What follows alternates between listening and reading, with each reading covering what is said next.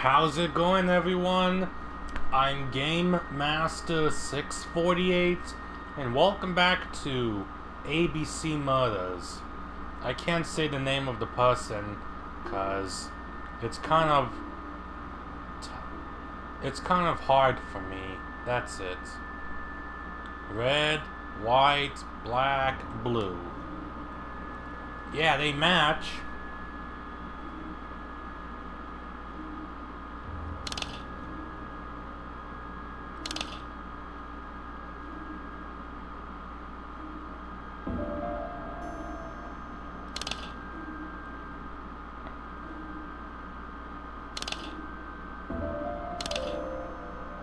The position of each motif is correct, but they are not turned the same way as on the table.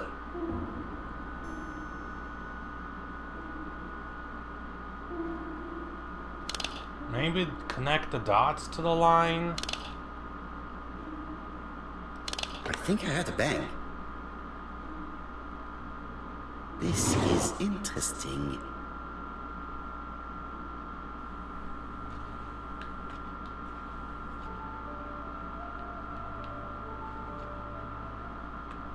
Ernest Logan, MD, Brighton Cancer Institute, 201 Dusk Road, Brighton, Sussex.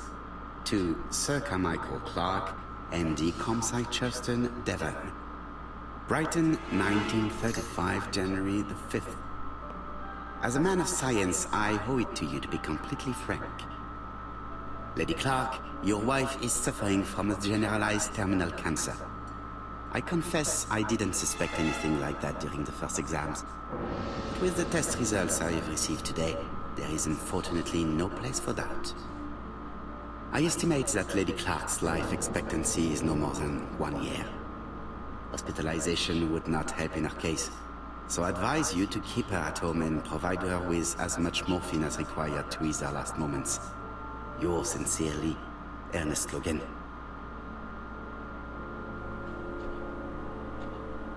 These daggers are only ceremonial weapons. I do not think that the crime weapon is here.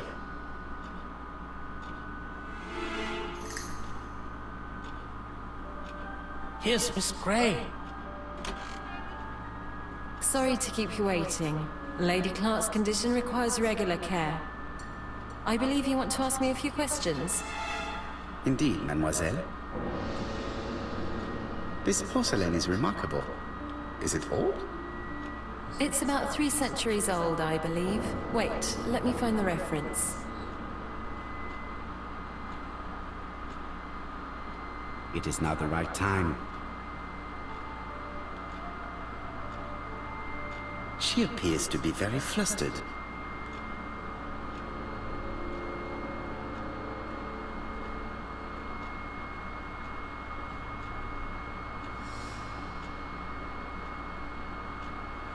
She's unable to hide her emotion, and her makeup has been disturbed. I think that this young woman has just been kissed. Here? Teapot with black dragon, Gangshi period, end of the 17th century. It is a rare piece with unusual colors. Gorgeous. You have a good knowledge of art history. Acquired while working with Sir Carmichael. I used to help him manage his collection and choose his new acquisitions.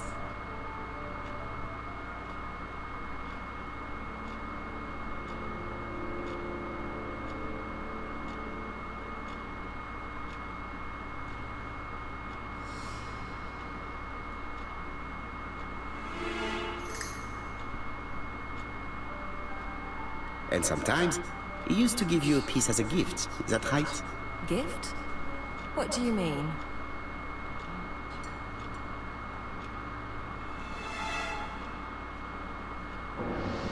I am referring to your brooch. This old brooch? Mademoiselle, you know perfectly well. I am talking about the magnificent brooch you were wearing earlier. Yes, you're right. Sir Carmichael did give it to me. He valued my work. How could I refuse? He would have been offended.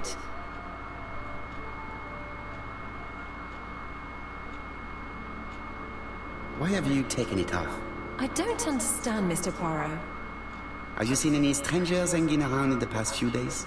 No. Nobody has been near Comside.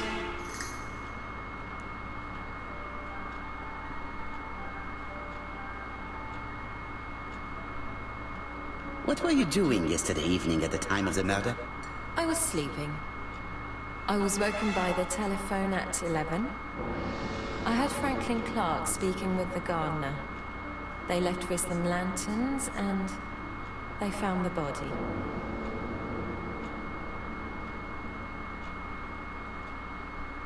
Oh.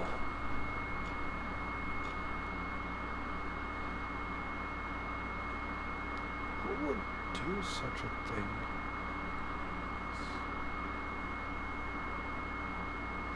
What was that?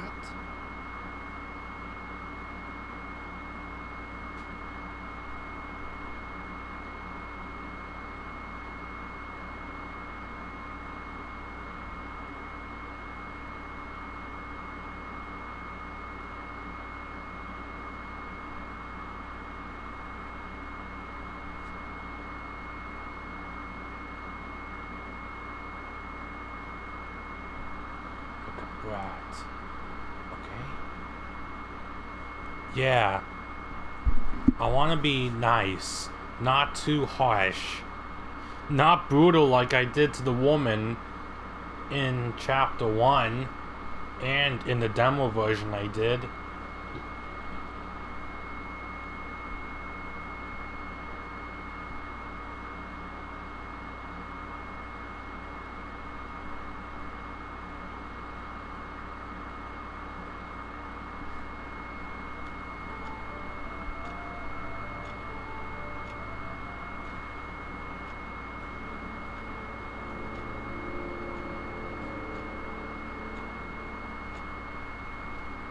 What are your feelings about Franklin Clark?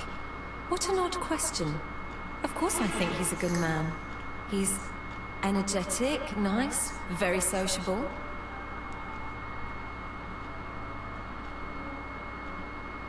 Miss Gray, if I may be so bold, please do not take offense. My friend has rather unusual methods, but all he wants is to find the murderer. Yes, I understand. I must rest. Please excuse me. Earlier, you asked me to watch the living room door for you. I don't wish to be indiscreet, but sometimes a gentleman stumbles upon a secret without intending to. That is sometimes the case. And I saw Franklin Clark kissing Miss Gray at the foot of the stairs. Do you think this is a common occurrence? No, I saw emotion, intensity. I think it was their first kiss. Well done, mon ami. Well spotted. However, I don't think I completely understand this business. Why did Sir Carmichael not defend himself? He appeared to have been active and strong. The murderer did not give him a chance. Let us try and reconstruct the scene.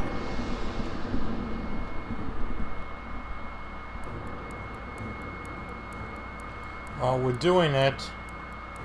I got it Sir right. Clark is taking his customary walk. Our killer is hiding behind a bush.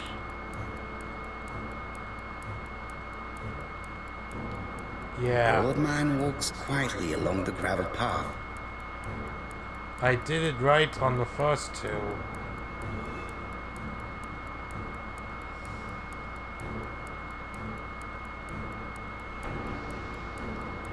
He then passes the bush and continues on his way to the house. No, Sir Clark used to gaze at the sea. Let us think again. Oh, I failed.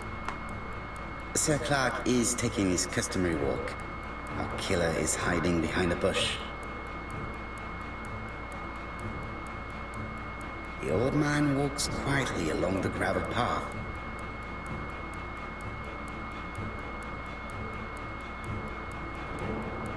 Then he turns towards the sea to gaze at it.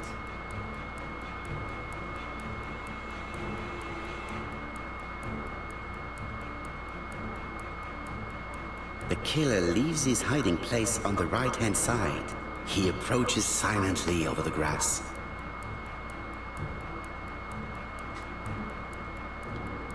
Then he throws himself on his prey and cuts the poor man's throat. He then lays down the ABC before leaving. Everything appears to match the crime scene, mon cher Hastings. That is exactly what happened.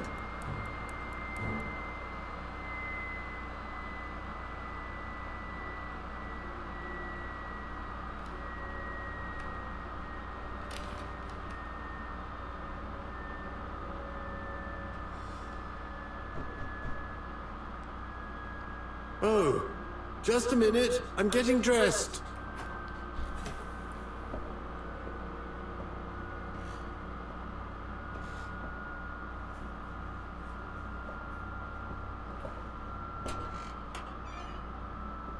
Mr. Kirst, have you recently returned from Churston? Yes. Indeed I have. Have you seen the papers? And to think that you might have rubbed shoulders with the killer. Imagine that. Mr. Kirst, are you all right? You don't seem well. My apologies. My throat is burning. My head feels heavy. It's ever since the war, you know. Since my injury, my head has never been the same.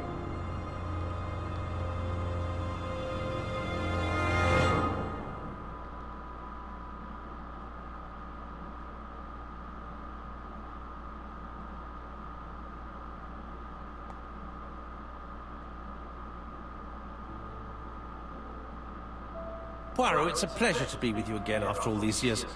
I looked for a gift to thank you, and I found this propelling pencil. An authentic collector's item. You spoil me, mon ami. And you more so by sharing investigations. Do not underestimate the help you are to me, Hastings. Intellect is not everything. There is also goodwill, and you are not short of that. Later, I will ask you to help me tidy up the room and bring some chairs. Our guest will be here soon. Ah, is Thora Grey coming? Naturally. She is a fascinating young woman, n'est-ce pas? Oh, come on, Poirot. I'm a married man. Miss Grey has already been courted by Franklin Clark. Poirot, our guests will be here soon. We must prepare ourselves.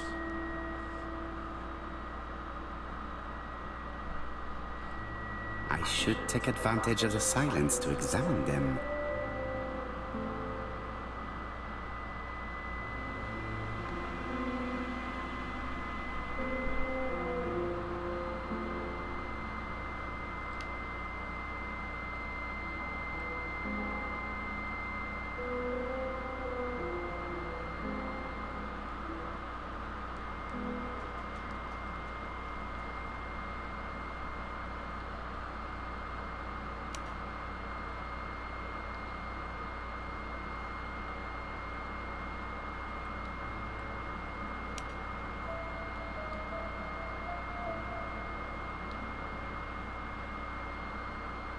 Sometimes I love a brunette, sometimes I love a blonde. That's what the song says. The song says, sometimes I love a blonde who comes from Eden by way of Sweden. But I am not sure that this blonde is an angel.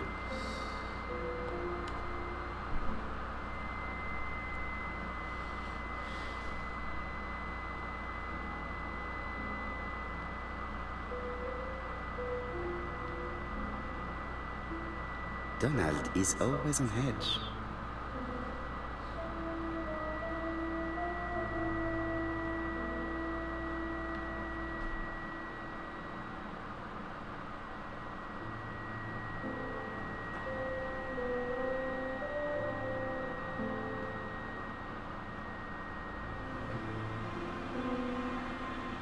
Leave me alone.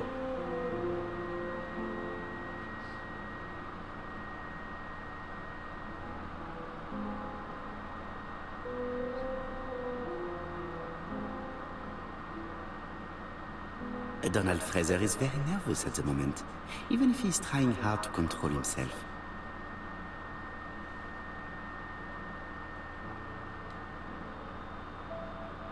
She appears to have taken more care with her appearance than the last time.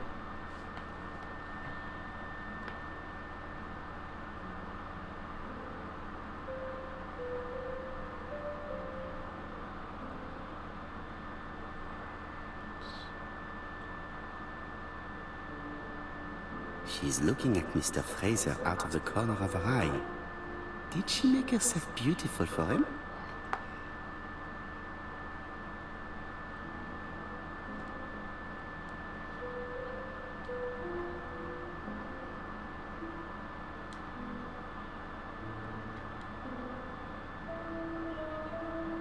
Franklin Clark always seems at ease, regardless of where he is.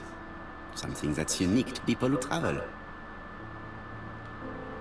I hope to concentrate on my guests. I wish to thank you all for coming. I wanted to bring everyone close to the victims here in order to unmask the murderer. Get to the point, Mr. Poirot. What do you want from us?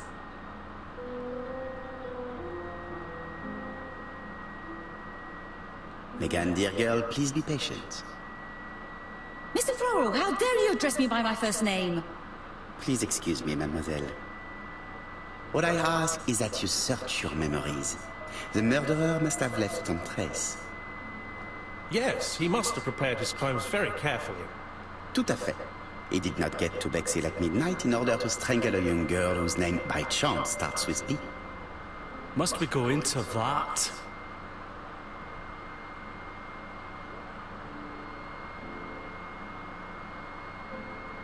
No, of course. Not if it makes you uncomfortable. Come on, Mr. Poirot. I imagine we all feel terribly uncomfortable about these murders. It's true. We've to catch the killer, not be spared the gory details. Mr. Fraser, please get a grip on yourself. Well, I want to help you, but I don't remember anything else. Nothing I haven't already said. And you, Mademoiselle Barnard, did your sister say if she was seeing another man? She never would have told me.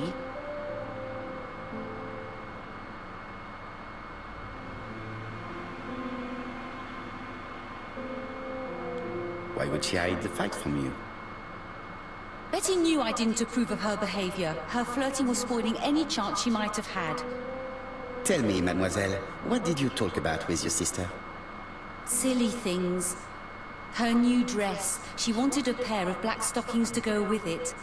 Mother bought her a brand new pair. The day it happened, she was crying. And to think that Betty never even wore them. Poor Mummy. Your sister used to sing, I believe. Did she ever perform in public? She dreamt about it, but she had a very bad cough. It troubled her greatly. She had to cancel auditions and miss lots of opportunities. A pity. Yes, she sang well, but that doesn't tell us much about the murderer. Qui sait? In any case, we now have enough information to draw up a relatively precise psychological profile. Let us now try and get our brain cells to work.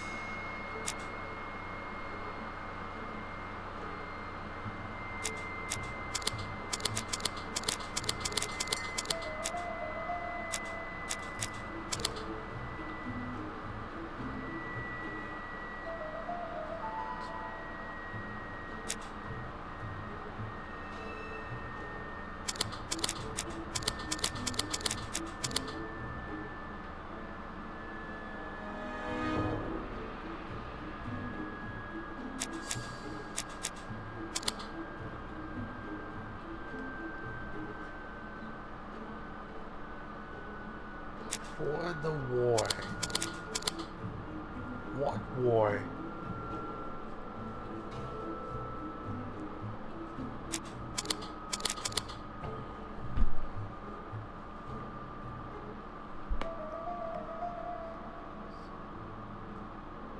So, ladies and gentlemen, we can now surmise without too much risk of error that our adversary is calculative, sure of himself, a seducer, of outstanding intelligence, that he has plenty of self-control, and that he likes railways. It's a good start. Other meetings may be necessary. I hope that you will be able to come back again. Well, it's just that...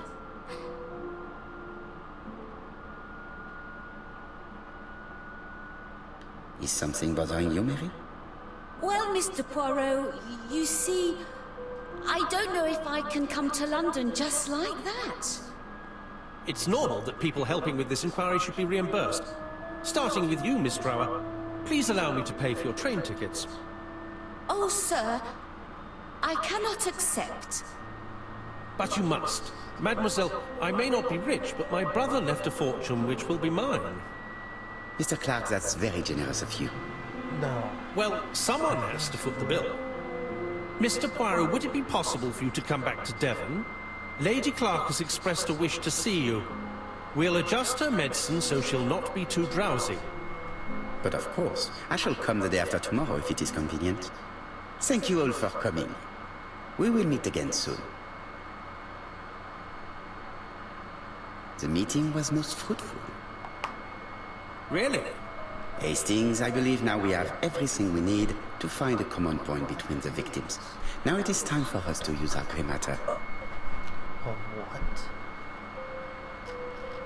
Let us now try and get our brain cells to work.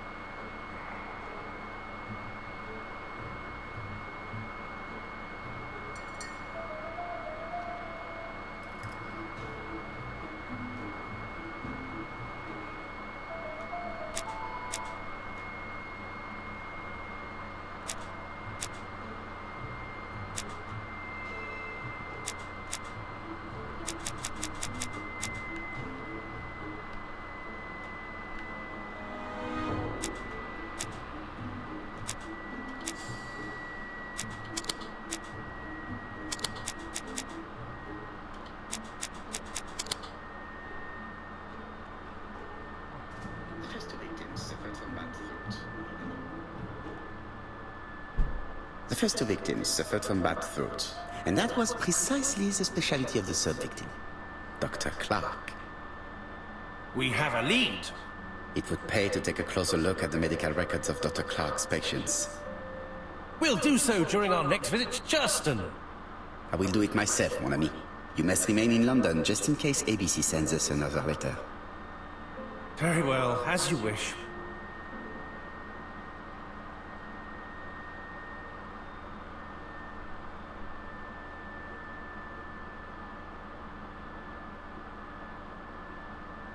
Thank you for coming, Mr. Poirot.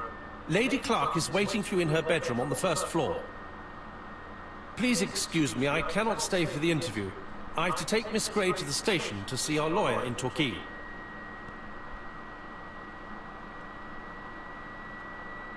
Are you going on holiday, mademoiselle? Not exactly, Mr. Poirot. Miss Gray very kindly stayed with me to settle my brother's affairs. But naturally, she prefers to find a position in London. Ah, très bien. I'll be absent all morning, Mr. Poirot, but the nurse is coming soon. She's to ensure that the dose of medicine doesn't make our patient drowsy. Thank you, Mr. Clark. Have a nice trip, mademoiselle.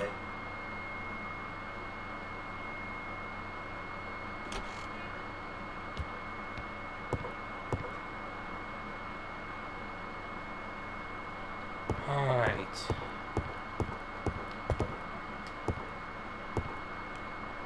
Just look yourself in the mirror. First door on your left.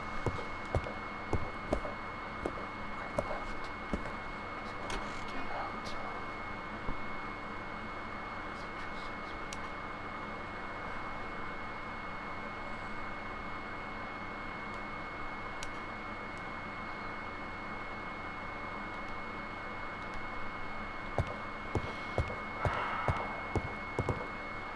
It would be rude to make Lady Clark wait any longer.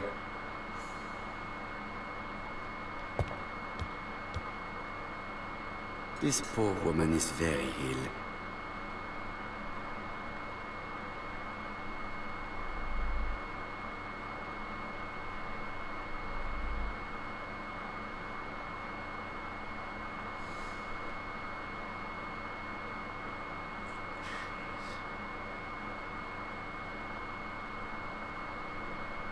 Please tell the nurse to hurry.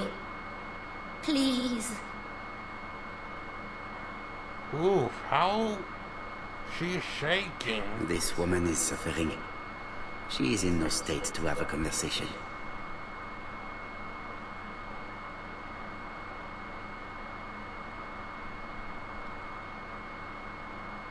Mr.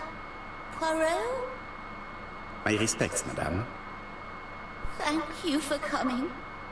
Thank you. Have you seen the nurse? She should have been here by now.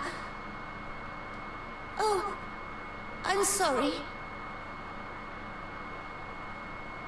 The telephone in the hall is ringing.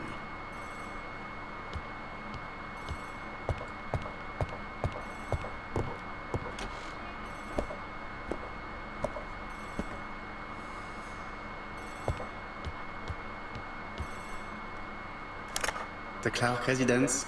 Detective Hercule Poirot speaking. How do you do, Mr. Poirot? I'm Lady Clark's nurse. I wanted to let you know that I won't be able to come for her injection today. Might Miss Grey be able to do it? She has just left, but I will take care of it. Thank you. That's very kind of you. You'll find the skeleton key to open the medicine cabinet hidden in the lion trophy. You can count on me. Au revoir, mademoiselle. Oh, thank you kindly. Goodbye, Mr. Poirot. Oh.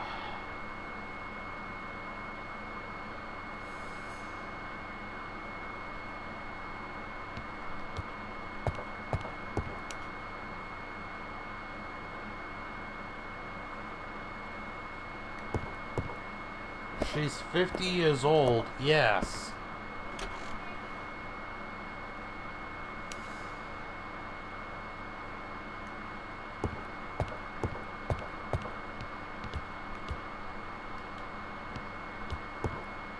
Lady Clark is in pain. I have to give her an injection of morphine to ease her suffering. Please tell the nurse to hurry. Please.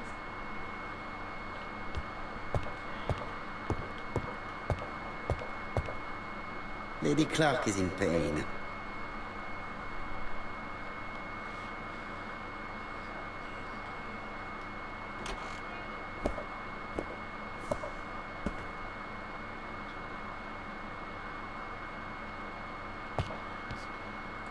Lady Clark is in pain.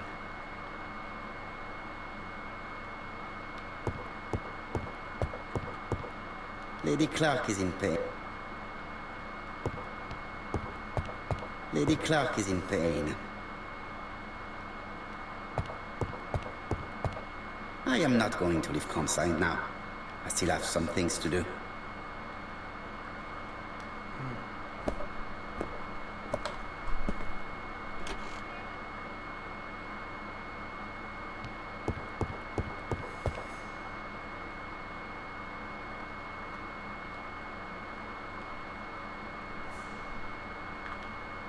Lady Clark is in pain. It's closed. Lady Clark is in pain. I have to give her an injection of mo... It's closed. It's closed.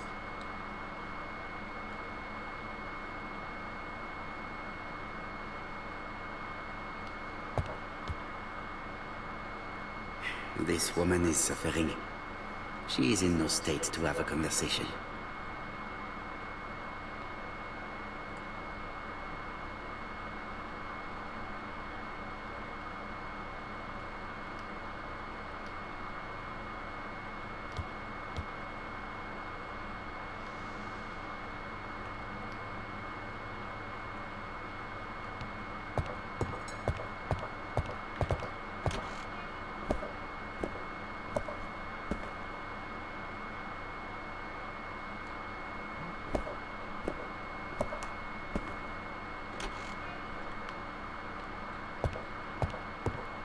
Lady Clark is in pain. I have... Lady Clark is in... Am I gonna find it again?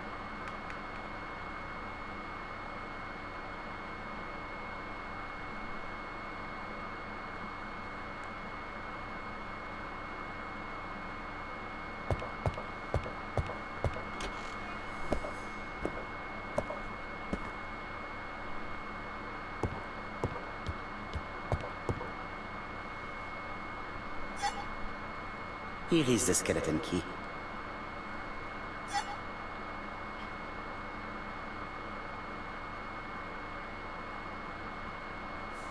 April 1925, Aceh province.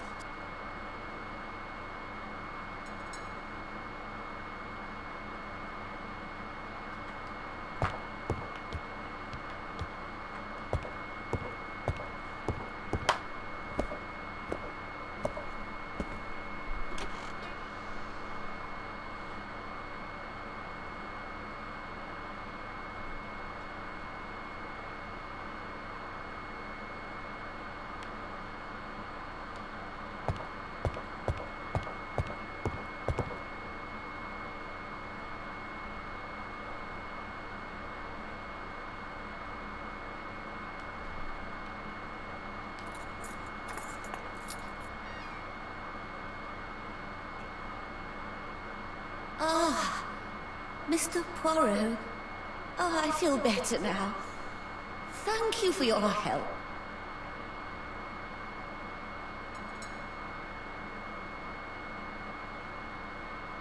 Madame, you are tired, so I will get straight to the point.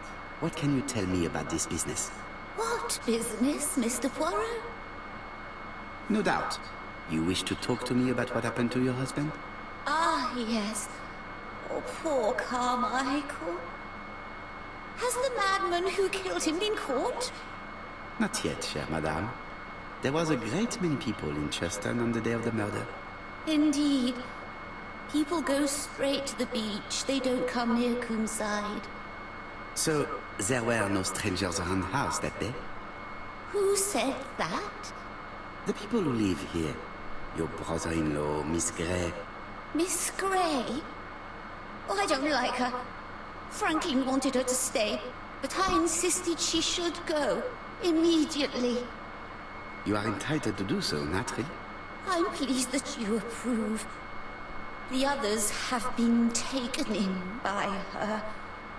But at least you can see through that self-pity act.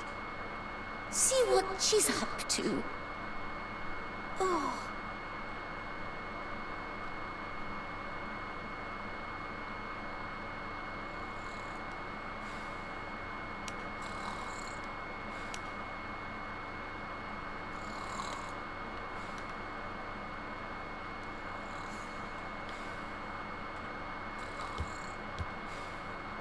This subject will probably be useful to me.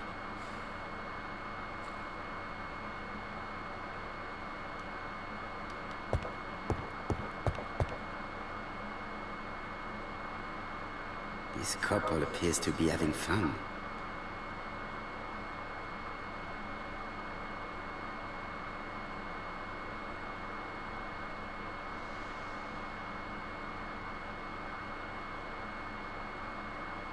Lady Clark and Sir Carmichael were very happy, but they did not have any children.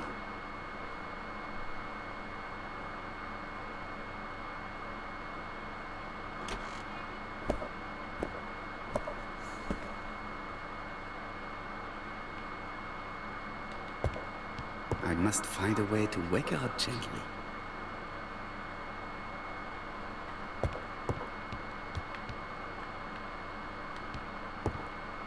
It is not the right time. I must find a way to wake her up gently. I must find a way to... I do not need to make a telephone call now.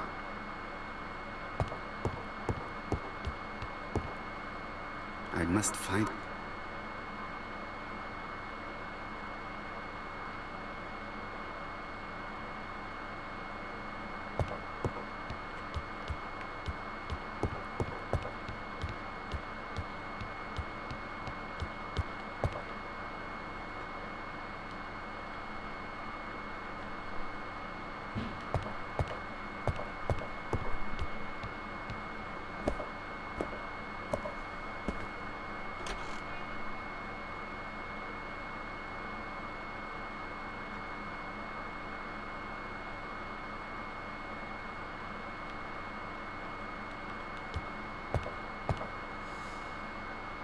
Lady Clark and Sir Carmichael were very happy, but they did not have any children.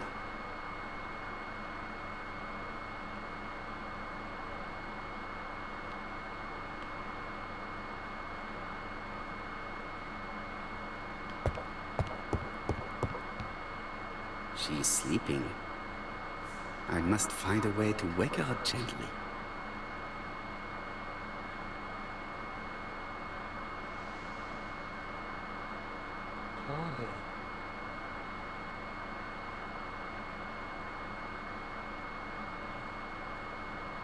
This subject would probably be useful to me.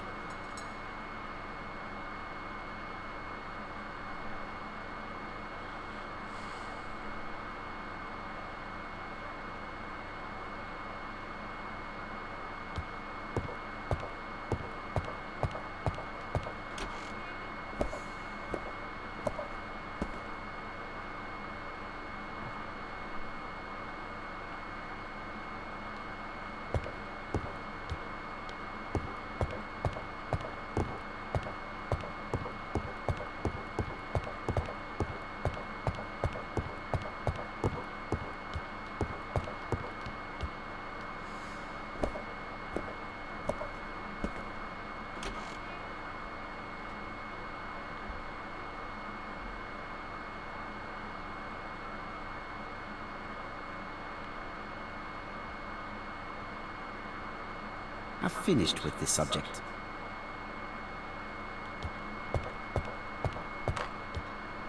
She's sleeping. I must find a way to wake her up gently.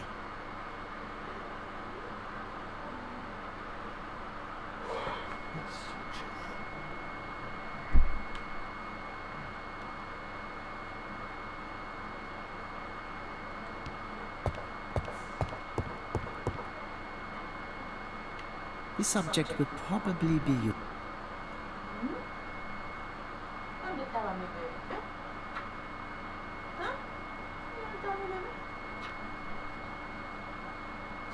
This is Jonathan. Oh, my favorite video, Jonathan. Put it on for me, my baby. Look at my wow. Look. Ricky, look. Ricky, look.